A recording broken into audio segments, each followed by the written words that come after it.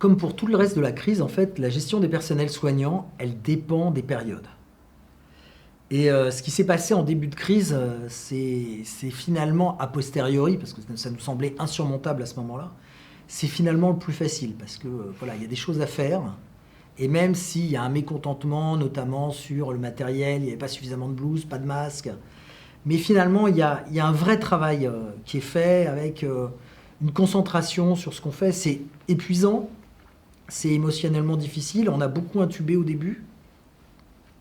Mais finalement, il y a l'idée qu'on fait son travail, l'idée qu'on vient, on sait pourquoi on vient.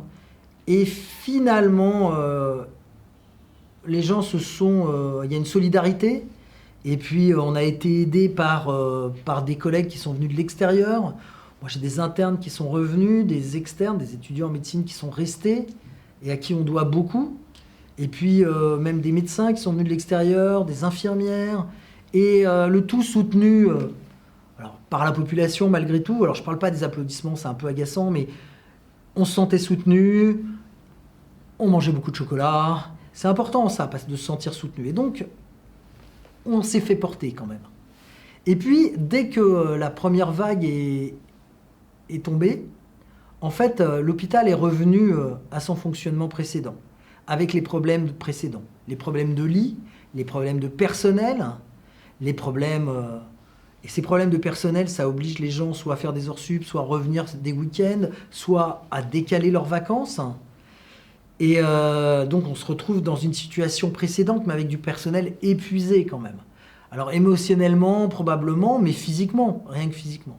Et là, c'est très compliqué. Avec l'idée que cette crise, finalement, n'a servi à rien, et que toutes les mauvaises habitudes de l'hôpital, la gestion de l'administration, mais surtout...